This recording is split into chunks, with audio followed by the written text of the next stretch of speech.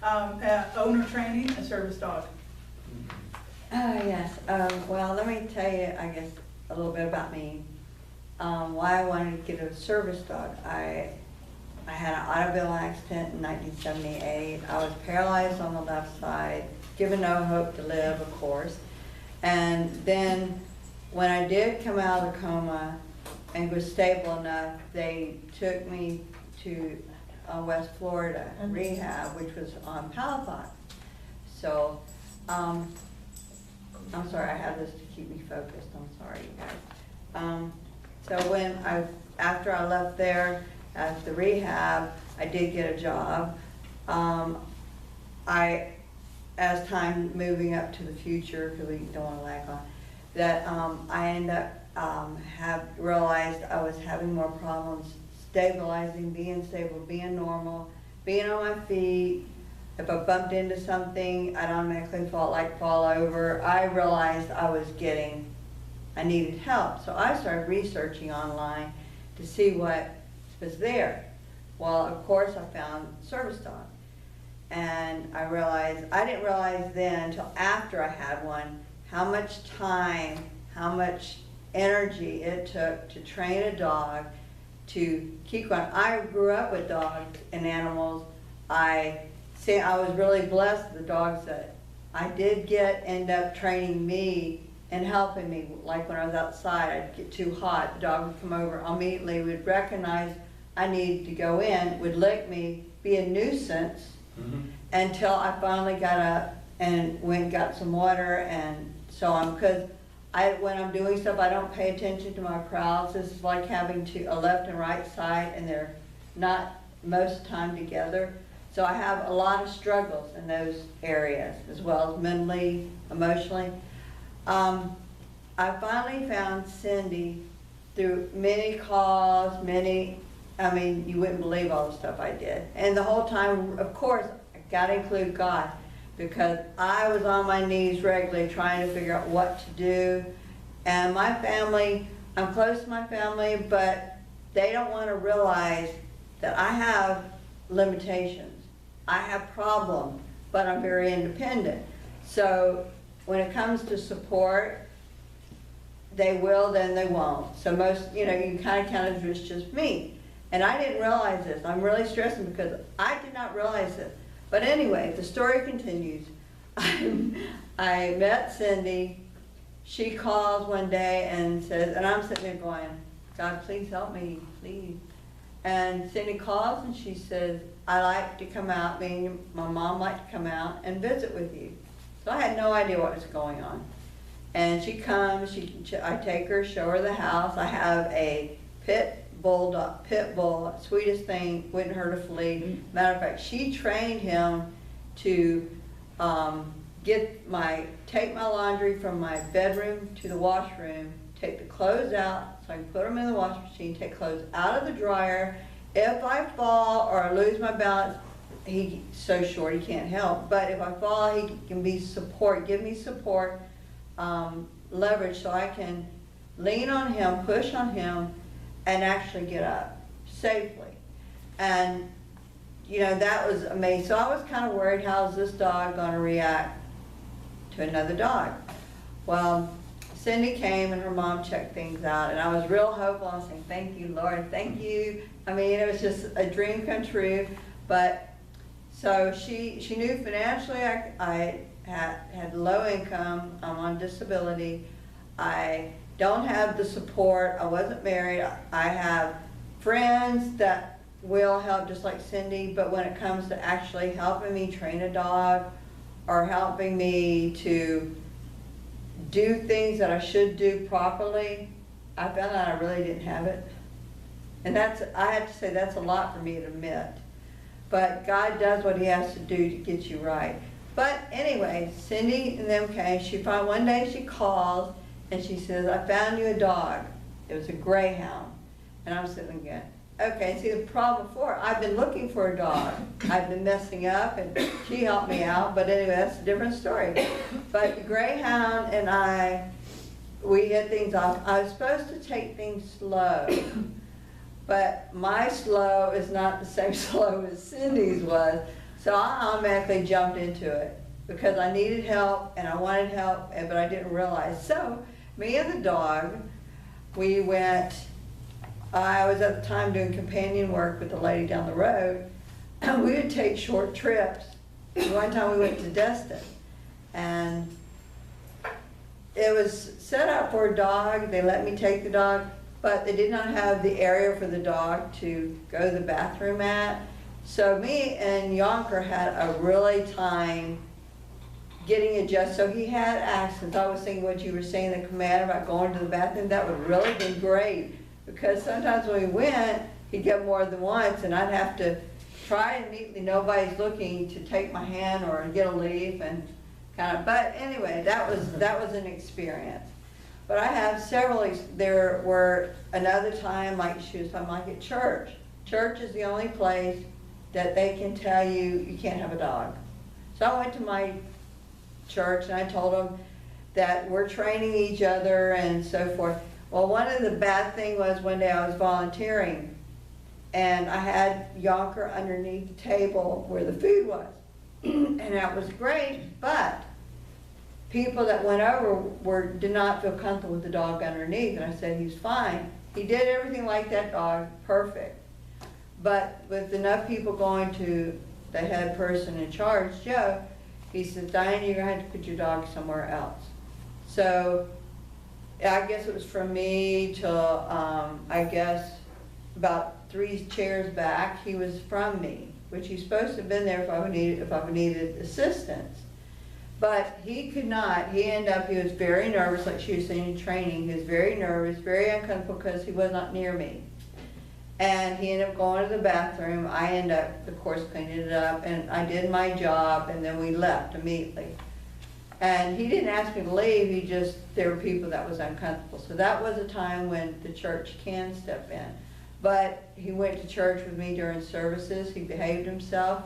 He occasionally, he never cried during the singing, but occasionally he made the point he wanted to leave. He got antsy. He was very anxious. So Cindy told me this drops you can use for stress, and it worked good. It did really good to help him get along with church. So that was an unusual, all right, let me see, I think I have another one, just a minute.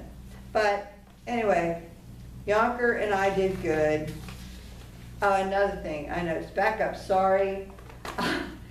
Another one, this shows how amazing he is, not trained, she trained in basic, and she would keep in contact. This time was amazing, I went to Bible study, and this shows how I'm not aware of things that happen with me. I was sitting there, I was holding, he was standing here like this and talking to a friend, and all I remember is somebody grabbed me on the arm and said, are you okay? I started to fall, not realizing it, and Yonker, they said there were like 5 or 6 people said they were stunned because that dog stayed with me, keeping me on my feet for 4 or 5 steps until somebody grabbed me. And I had at that point told Cindy, I said, if this happens again, I've got to have Yonker to teach him to stop. So I will stop, hopefully. But anyway, that was another training part. But continue the thing. Again, you need the support. You don't always have to have the money. That helps. Because as things went on, I noticed Yonker started limping. And he started having problems getting up off the floor. I got a course rope. So of course, I called Cindy and said, hey, I need help. What am I supposed to do? How am I supposed to do? Of course, she and several other people said, you need to take him to the vet. My vet knows I don't have the money. They help me out as much as they can. And I was like in tears. I said, you know, he's family. He's part of my family now. What am I to do? I went to my mom, I went to people, but my mom again, my family said, no, nothing's wrong with you. Somebody else needs a dog more than you. You're using it for attention. And I'm sitting there going, don't you understand? You don't know. Do you think I'd just get a dog just for the heck of it? I am scared. I don't want to go back to a wheelchair. I don't want to go back to a cane. I don't want to have that life. I want what God has for me now. So like I kept praying, and the vet kept saying, well, it's gonna cost you, it cost me thousands for the test, thousands. They said it was hip dysplasia, that's another couple of thousand. That's just on one side of him, not saying the other leg. And I did not know what to do. I prayed, I was on my knees. God told me something I did not want to hear. He told me, call the greyhound people, because legally the dog was still theirs, not mine, but he was mine. But if I did not have I could not take properly care of him, I had to give him back. I was praying that maybe they would fix him and let me keep him. That's not the rules. So he went back, and I pray. I'm so thankful that Cindy could keep me posted on what happened. He ended up having a bone spur go through his foot, and it bled, and the whole time I had him, he was in pain, walking with me, doing the things that I wanted to do so I could have a normal life. And he wasn't even properly trained, but because we had a bond that, I'm sorry, but I'm thankful for the greyhound people being there, because they did take him back. They did get rid of the sand spur. He's an exception dog. I said, will he be able to go back to doing what he had trained, because he's a good dog. After he had the bone spur removed, he would not walk comfortably on slick floors. And those were all the floors I had to walk on. So every step he took to honoring me and helping me, he was in pain. But the good thing is, he's a normal dog with special training, and he lives with a family, and he's happy. So God said if I had asked, he would receive. If I prayed, I obeyed him. I got a dog. I got a service dog. I got to be independent. And to this day, I hope one day I'll be able to get another one, but have it properly. Now I'm married. My husband says, you know, you don't need a dog, you got me. Well, we've been married 2 years. I have fallen 3 or 4 times and really hurt myself. That caused me pain, that caused me different things that I had to therapy. Y'all know this story. So I'm praying one day. I still have my pit bull that does the laundry. Everybody says, don't you have him cooking for you, fixing dinner? I said, no. But he does obey, and he does give me peace and comfort. When I'm sick, he'll pick anything and everything up just to make me happy. I mean, and right now I have my son's dog, because he can't keep him. He's 2 years younger, but he's slowly learning how to pick up clothes and give them to me instead of playing with them. But one day I do want to have a service dog, but I know I've spent enough time, and I can't believe I didn't use my cheat sheets. But if y'all have any questions or anything, but I do say, if you know anybody, or if you're thinking about a service dog, I never thought a support group was that important. It is, because I found out later, Cindy became a support group, the Greyhound place. It's not their responsibility to take on that responsibility of going over their boundaries, but they did. But I know now that if I did have another service dog, I need to have my son by my side, who is married and 28. And if I can, I should have my family, and including my husband and his family, if I needed it. But you know what?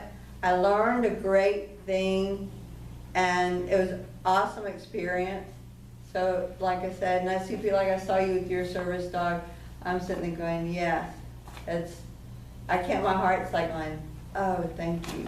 But do y'all have any questions so I can let the floor go back to Cindy? Or do I answer all the questions? Oh, I forgot to tell you one thing. Sorry. Y'all were talking, I did go to a restaurant with my dog, Yonker. He went, like always, he went under the table, he laid there. Lots of times people didn't even know I had a dog, except for me when we left or coming. And